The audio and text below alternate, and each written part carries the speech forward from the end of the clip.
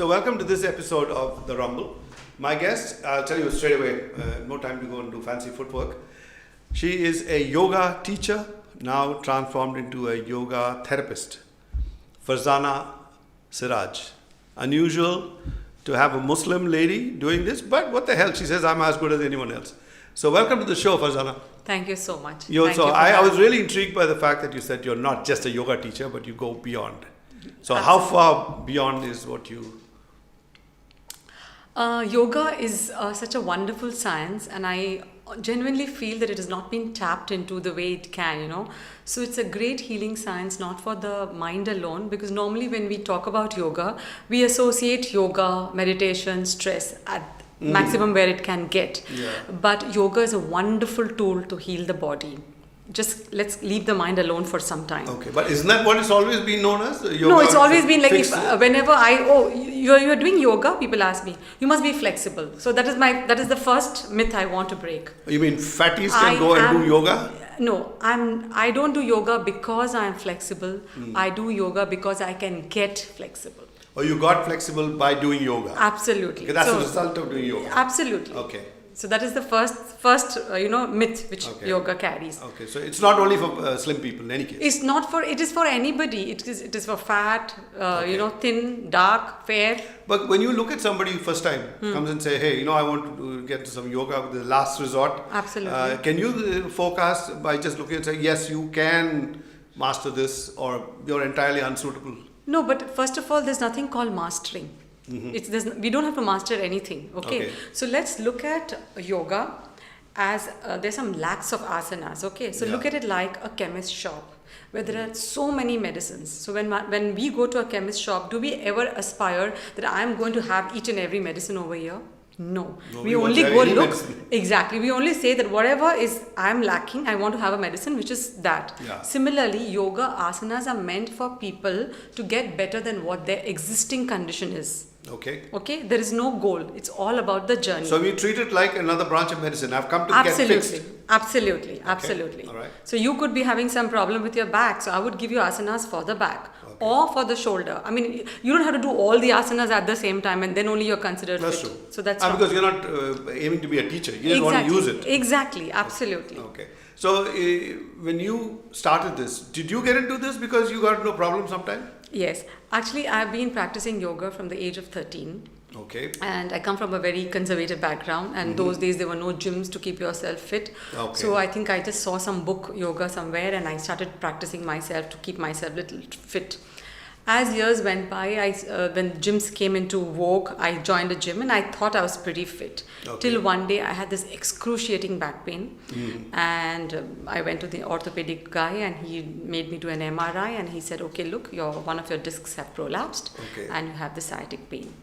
And I went through the entire rigmarole. So that was including surgery in the works? No, not surgery. Thankfully, no. But I went through a traction where they kind of pulled my body apart with the machines. Did you increase in length? No, but I increased in pain. So there was an increase. Okay. Right. So after that, I realized that I felt better, but I was not able to go back to my routine activities. And I was like, my confidence level dipped. Okay. And I felt, is this the way I've got to live the rest of my life? Because this is not what I definitely want. And then my quest began, actual quest. Okay. And that's when I was introduced This happened at 13? Yes. Little 32, okay? So then when I was introduced to Iyengar yoga and when I started doing that, I started feeling better. And I went to BKS Iyengar, Pune. The man. Oh, wow. And don't talk about him. I'm just floored about him. So, he's like, if I talk about him, I'll have all those gooey things on my face. And so he was the one. What language did he speak to you? He speaks English, wonderful English. He's authored so many books. What else does he speak? He speaks Marathi because he's from Karnataka, Belur. Oh, okay. And he is the brother-in-law of Krishnamacharya, of the Krishnamacharya Yoga Mandiram fame. Oh, okay. And he was his first guru. That is, Krishnamacharya was first guru of BKS Iyengar. But BKS Iyengar went on later to develop his own unique style of yoga. He concentrated more on the body because his funda was very clear. He says you can sit, you can talk about medication, you can talk about everything. if you have pain in your body, can you even sit for 5 minutes is my question. Yeah, you stop exactly, your mind just doesn't function. So it was very, very natural, True. So what he was a man behind the props, which we have props like blocks, belts, chairs, blanket, you name it, everything is a prop. all that used in it is used in the practice of yoga. Yes, simply because it enables the practitioner to get where he should be going. So so for example, like say if you have to do a particular asana and you require to put your hand on the floor. And you're not able to do it, obviously, because you're not trained to do that. So what do? So you don't do the asana? No, you just use a prop, a support. And that support is just given to you as long as you need it. The day you are free, it is weaned away from you. It's a very simple thing. Like when you have a child, you give a child walker. Correct. Yeah, but that doesn't mean the child is going to use the walker the entire life. When when his muscles are strong enough, you remove the walker. It just enables the child, gives the confidence that yes, I can do it. But the ultimate way of doing yoga should be without any of these props. Yes, but then how many people can get there today is a big question. I see there is a method to this madness, I would like to call it, the using of props. See, people today try to contort their body in all kinds of positions, but that the lines are not clean. So why do we actually do yoga? Very, very simply put, yoga sees that prana reaches all parts of your body. Because prana is the energy force, the life force, which heals you. Now, if your body is not put in straight lines, the meridians, the channels for the prana to travel is blocked everywhere. So it's like you stand on a water hose, and if step on it, what happens? The moment you release and you open out the whole water hose, water just gushes out fast. That's what happens to prana. So when you put your body in clean straight lines, prana travels easily. So that's the goal of yoga. But if you think that if you don't look at your alignment, you have beaten the whole purpose. So any yoga teacher who doesn't tell you all these things, look at all these things, is not doing his job right at teaching? No, he's not doing his job. So he should be doing all those things fundamentally. Absolutely. Because there are like in any other thing, there are a lot of injuries happening in the name of yoga. And that's of course sometimes, despite all the best attempts, also it can happen. Of course, we're not talking about cases like that. But most often I see that yoga teachers, they do these crash courses and then they start believing that I'm a yoga teacher. It's not as simple as that. That's lots. So this is what you have to know. You don't just sit there and become an expert and just pop whatever you feel like. There has to be some, I don't know whether you call it, be a graduate in this thing, but you have to come from some establishment where these things are very clearly transmitted to you, and then you pass it on correctly. So we'll find out. So you use yoga to teach people, that's one part of it, and the other one is to cure, that's what you said. Absolutely. Physical, whatever the problems are. Yeah. So tell me, what is it that you actually do? So I have this center here in Nungambakkam called Orange Ray. It is a multi-speciality alternative medicine center. I felt the need to start one because I was seeing that there are lots of issues, and every issue does not need painkillers, nor does it need surgery. Most of the issues come from the mind, and that's very clearly illustrated in yoga, the mind and body connection. So once you set the things right here at the emotional level, automatically healing takes place. It's a very simple thing. Our bodies are tuned to healing. Nature has already made us in such a way that we can heal ourselves. Like for example, if we cut a finger, do we have to do anything? We don't even need to actually put a Dettol or anything. It just heals itself. Yeah. But what if I every day came and poked my nail into that wound? Would it heal? No. So we do that to ourselves, knowingly and unknowingly. So we don't allow. So what we need to do is make the conditions around us conducive to ensure healing, to facilitate healing naturally. This is for the mental problems or physical? Even physical. Like for example, I'll give you so my journey into yoga started when I had this back pain, and when I was completely healed, I realized that, look, this is a gold mine. We are sitting on it and we have not even tapped it. So why not? And that's when I started something called Krishna Yoga, which was just a therapeutic yoga, and we used to treat patients. And patients who had been written to definitely undergo a surgery. We looked at them, we treated them. Almost written off. Written you off, need literally. Nothing Yes. but surgery Yes. to fix it. And I would like to tell the viewers, it is not some hanky-panky, some rubbish what we are doing here. We see the MRI, we know exactly, we are trained. So using all modern tools. Absolutely. So we do that because we need to see what's going on in the body. I can't be sitting out and just imagining what is going on in your body, right? We just don't deal alone with symptoms because some problems can be asymptomatic. That means there are no symptoms. And sometimes a very small problem can have such huge symptoms. Yeah. So we don't have to just go by it. So we correlate everything. And then I go into the lifestyle of the person. So that's when the yoga part actually starts working. Because your back pain could be very different from somebody else's back pain. An allopathic doctor would treat back pain per se, period. Yeah. But we treat A's back pain is different, B's back pain is different. So Well, that's how doctors in the old days used to be. Exactly. They had to, you diagnose a problem Absolutely. with the latest person. See, and one very sad thing that today what we call alternative medicine and versus the Western medicine, which is allopathy, that used to be the alternative medicine. You know? Because Strange that you're saying this because I met a guy called Luke Coutinho, who's a nutrition supplement maker. Okay. He and another person doing pranayam, Nadi Jyotsya. Okay. And he actually lost his shirt with this other fellow. He said, what makes you think that I'm alternative? You're the alternative medicine. We are the real Absolutely. medicine. Because see, what is older? It's like the case of the twins. You know, Correct. which twin came first? Who's older? Yeah. So it's like that. So, but yes. So, and one very sad thing which I have been seeing sometimes because of all this excessive marketing by the pharma companies and all these medical colleges. I mean, of course, allopathy and Western medicine has its uses. When you have to get operated, you have to get operated. Be honest and say it's got limited uses. Exactly. Alright. And for that matter, every science has limited uses. It's not that no science is complete. But isn't this a long drawn process as opposed to popping a pill? Is that why people don't take Yes, because people don't want solutions. a quick fix? They only want a quick fix.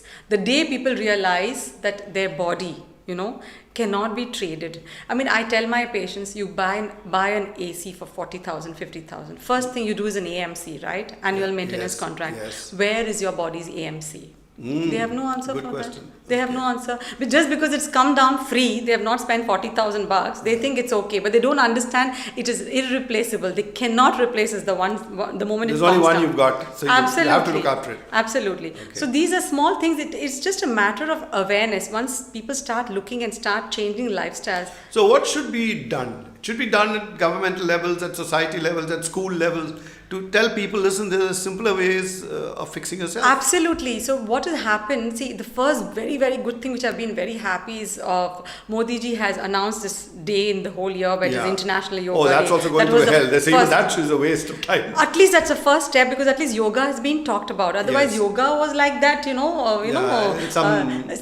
was like a poor man's something, And very sad to say that yoga is our property, our prized heritage, okay? Yeah. And we have to now look at the West and try to learn yoga from them. Yeah. And we want to learn power yoga, which is a very corrupted. There's no power yoga, okay? No such thing. Exactly. So like how you can't have a dal pasta or something like that. Yeah. So how can you have a power yoga? So we want to look there because they've packaged it well and they've come out and we have no value.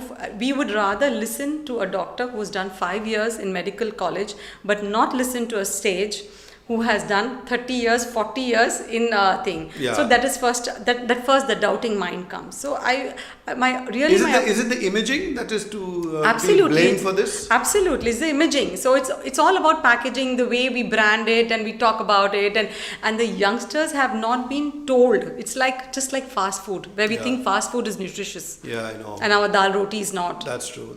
So I mean, something really has to be done at the base level, not only by the government, but by parents at home. Do you think we should have this introduced even at school levels? I mean, Absolutely. Is there a scope to do it, or is it? Of course, because a lot of institutions are coming up with ideas like that, So I wish it can be again reintroduced because it was always there in the Gurukul system of teaching. Yes. But I wish it comes back, and that will definitely do a lot of good. I think it's not far away. Definitely it will happen.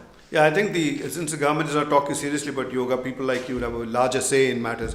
But tell me, within your own family, is anyone else practicing it? Oh yes. So that would be the test of the. No, it's everyone is practicing in my house. So I would like to talk about my husband, and he's a very fit guy, and he was always into gymming. Okay. And so regardless of whether you are a yoga teacher or not, he's a fitness. So he's the wrong one to talk but about. No, but he was very suspicious about yoga. What is this? Why do you put yourself in all these positions? Yeah. And why I want to mention his case is he had a pain here, which is on his wrist. Okay. This is called the de Quervain's disease. Okay. Wherein. Oh, my wife's just having it right now as we speak. She got a little thingy stuck on her. Okay, so then I'm the best person for that. Okay, so when he had this problem and he went to, what would I say, orthopedic doctor, and the gentleman told he took an X-ray and said, okay, this is this and all, and what you need to do and is... that lovely name that you mentioned, somebody... Yeah, de Quervain's disease. Okay. So he said, okay, what you need to do is a steroid, and if you're lucky, this effect will last you 6 months and won't come back. If you're unlucky, we're going to repeat the steroid. So my husband went and took the steroid shot. Oh. And he was not lucky. So after 6 months, he came back with a bang. It was so bad, he could not even lift a pen to sign the check. It was that bad. Okay. So again, he went to the second steroid. And this time also 6 months passed and the same thing happened. Okay. And when that happened, the doctor had told me the second time if it doesn't go back, you have to get operated. Yeah. And surgery then obviously, so then I told him, Siraj, why are you just not doing some exercises? What I'm telling you, what have you to lose? Anyway, you are being... And you were by then already teaching... Yes, but you know how it is, especially it's like ghar ki murgi dal barabar, kind of thing. That's true. So he actually started the exercises. His pain level increased, and he was like almost accusing. You said, I said, hang on, give me a week's time at least. You've given this gentleman 1 year's time. Why not a week's time? All right, see, I'm going to take a break now. When you come back, we'll find out how this concluded, because either it'll be a happy ending or it'll be a terrible ending. So we'll find that out.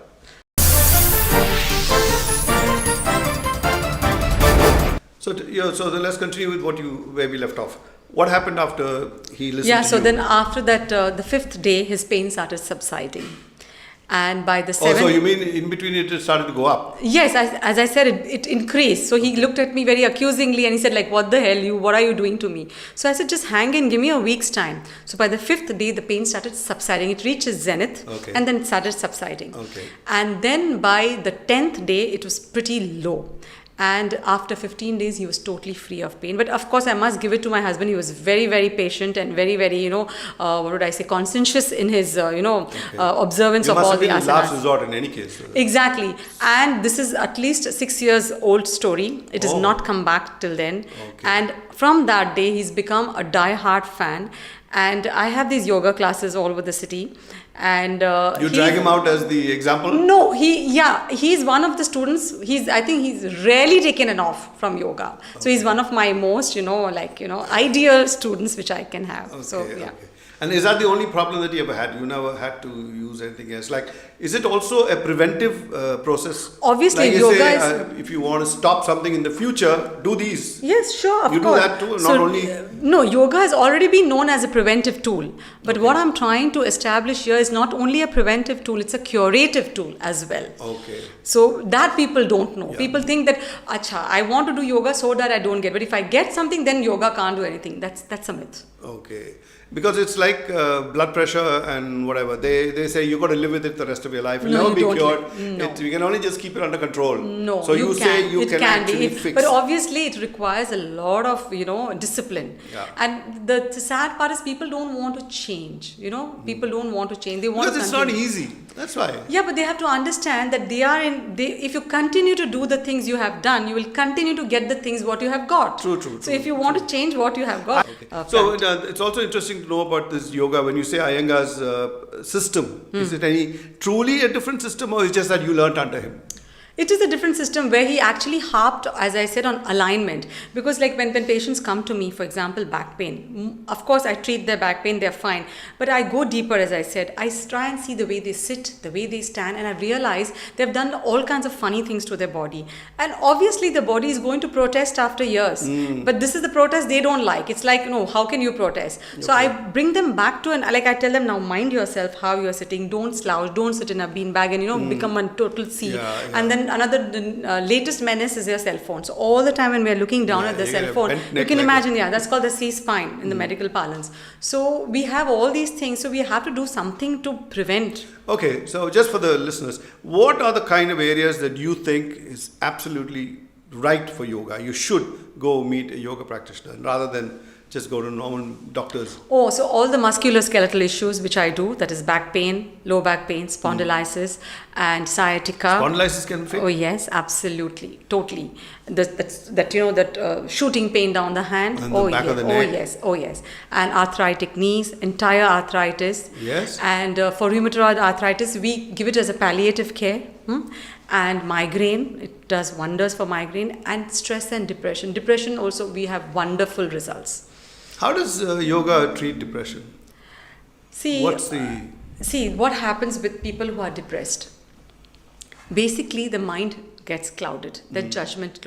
Of course, medically you can say that you have this chemical less that and neuron, this more, and dopamine and all kinds of Yeah. stuff. I mean, all that is fine, but your body has a power to heal yourself and to create those yourself, right? Yeah. So they have not done that. So they've put themselves in so much of stress. And the biggest tool which we have in yoga is the breath.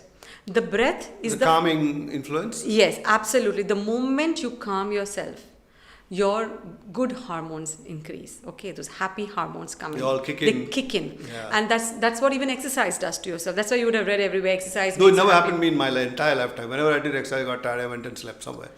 If it had ever you didn't let them kick in properly. If they ever had kicked it properly for me, you didn't allow them. You were the one who was kicking actually. Yeah, I know. So that's it's a pity, but I didn't experience that. Yeah, so that way yoga is great. Are there good yoga teachers and bad yoga teachers? I wouldn't say bad yoga teachers. I would say less informed yoga teachers. I would like to use that word. Okay. So yes, that it means they have more to learn, and in fact, I mean, we all are learning all the time. BKS Iyengar, at the age of 96, when he passed away, he said, I'm still learning. So I mean, what can we mere mortals even talk about knowledge and wisdom? And where was Iyengar based? He was in Pune. Pune. Yeah. Okay, so and when he died about 6 months before, I had the good fortune to see him. And he performed the Shirshasana in front of us for 20 minutes at the age of 96, which is basically standing on your head. Absolutely. If you make it so simple, it is that, yes, isn't it? Seeing the world from another perspective. I know. I would like to say that. How do people in Madras accept yoga? I mean, you're practicing Madras yoga. People in Madras, that way our Tamil crowd is a very, very wise, intelligent crowd. And I'm very happy informed at the same time. Their basic is like simple living, high thinking.